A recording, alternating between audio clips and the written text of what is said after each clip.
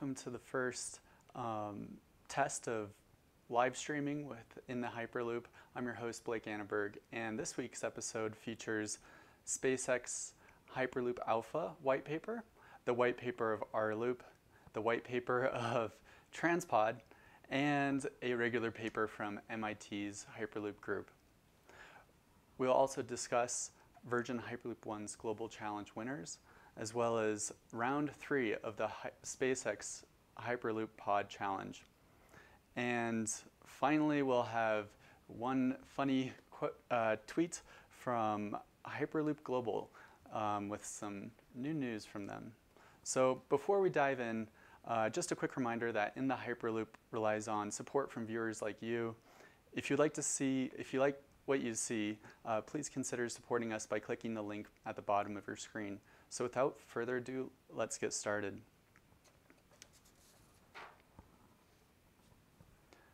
So I want to discuss all of these white papers, and it's best just to kind of show my screen.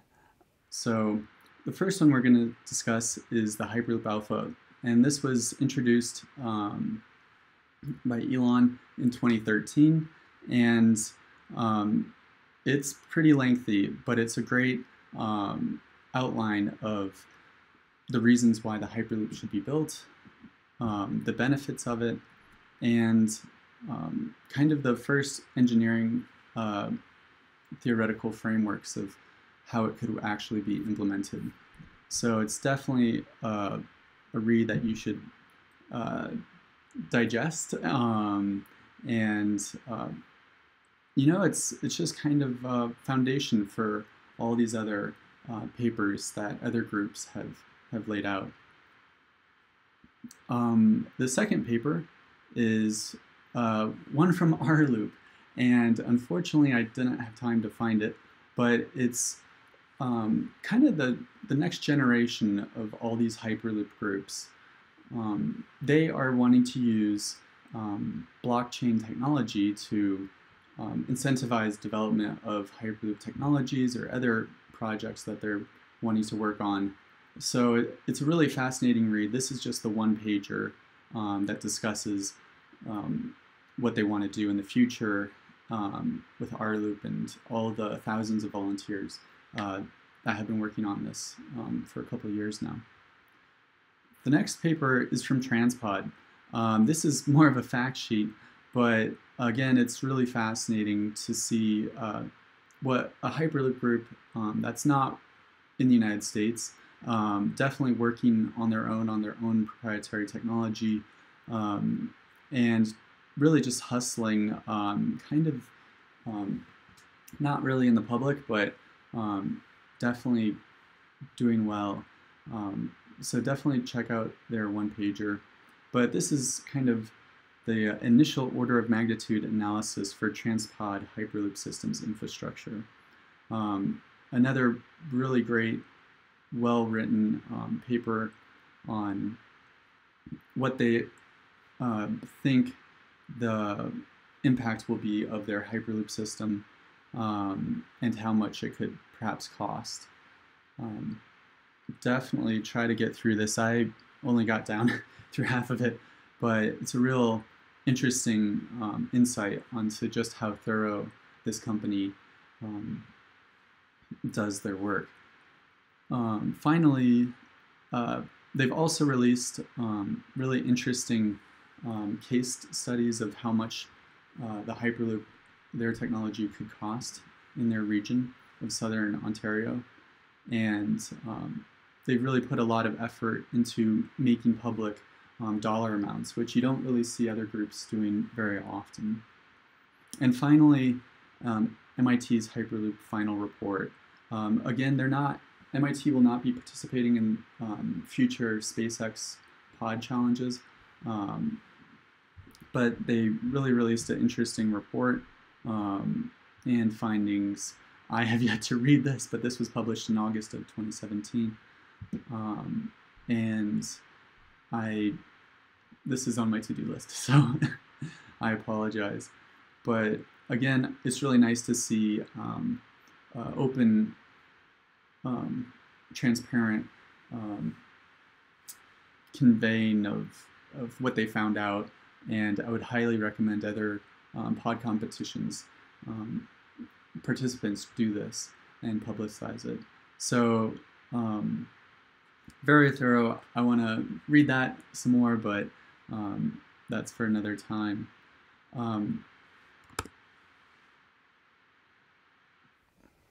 Now I want to switch a little bit about from these different white papers to an actual company. This is Virgin Hyperloop One, and they're Global Challenge winners. Now, they had a competition a year or two ago where they had many different companies and governments and individuals apply for their global challenge. They whittled it down to about 30, and then they whittled it down to, again, about 10 groups. So let's check out their stuff. So the global challenge winners around the world from all these different individuals and groups, it's really fascinating to see just the interest that this has developed in Pride, especially as you hear about the Amazon 2 headquarter challenge. You see a lot of different groups trying to promote their regions, and Hyperloop has ended up into a couple of the Amazon headquarter to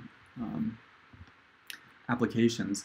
But just really interesting, you see a lot of activity around Chicago, Columbus, and also interesting, the Edinburgh to London group, their team Hype Ed from the University of Edinburgh and other universities around Scotland. And it's really great to see kind of a student-led group go through in that challenge. And let me try to get it back out.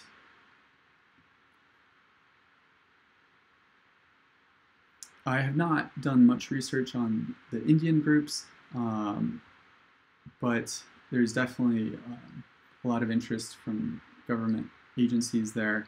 And again, this Texas group, the Dallas, Laredo, Houston, they are thinking of building high-speed rail. So it's a really fascinating case study to see which one gets built first, high-speed rail or Hyperloop, perhaps. But again, Virgin Hyperloop One has publicly said that they think that their first Hyperloop will be built outside the United States. But anyway, it's really fascinating. Colorado has been at the forefront of kind of Hyperloop innovation, not only in this global challenge, but also with Arrivo Hyperloop moving here in the next couple of years. And they've entered into a public-private partnership with the Colorado Department of Transportation. Hyperloop One has. And I think you'll be hearing about other public-private partnerships in the coming weeks from Hyperloop One. But again, just really fascinating. We'll keep tracking all these different initiatives and try to interview. InTheHyperloop has interviewed one group, Midwest Connect, and also an Ohio group. So I'd really recommend you check out those interviews on why they applied, how they think it will influence their region, and how this also plays out into other federal funding with Smart City Challenge grants that are millions of dollars offered to cities. And this Hyperloop thing really fits into the backbone of these Smart City Challenge grants. So next we'll be moving on to kind of the more exciting thing, the SpaceX Hyperloop Pod Challenge of 2018. This will be happening on July 22nd. And the goal of this pod challenge will be for all of these teams, which there are a lot of teams, for their pod to go the fastest in the small Hyperloop thing that SpaceX built behind their factory for rockets. Again, I'm trying to reach out to all these groups to do interviews, but they're working really hard. They were just announced that they were invited back for the pod challenge. I'm really excited to follow them. It's just really exciting, and I think we're just going to see some pretty interesting pod competitions this summer. There's no pusher involved, so all of these pods have to be self-powered. And here's the rules as it would be. And it's just maximum speed and with successful deceleration, which is kind of funny. And all pods must be self-propelled. There's been a lot of work behind the scenes with these different university teams, and I would highly recommend you follow them. They're really interesting, they're learning a lot, and they're balancing their courseware.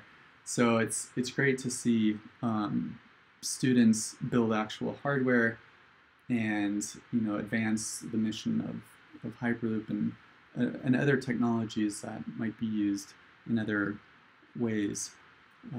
So now I just want to briefly switch back and discuss how you can play a role in this conversation. I'm trying to get all the technology figured out, but there was a great kind of right before, in the last couple days, there was a tweet by HTT, another Hyperloop group, saying that they've entered into a public-private partnership. And let's just check that out. And they said it's no longer a dream, it's a reality. HTT's first stop in the US is Cleveland to Chicago. And it was really nice of Elo to say, would love to know the timeline for HTT's pod speed test, and so would us all. So would we. So, it's really fun to have a little bit of back and forth and more transparency. I hope they can be a little bit more transparent, HTT, and show us more hardware in the future. And that about does it. Again, make sure you're subscribed so you can join in on the discussion. And when we continue this conversation and we learn more about the future of Hyperloop technology, if you want to help contribute, please contact me or visit patreon.com/InTheHyperloop. Thank you. Tell a friend. And thanks everybody. That does it for me. I'm Blake Yanneberg with InTheHyperloop, trying to bring the hype out of the loop. So see you next time.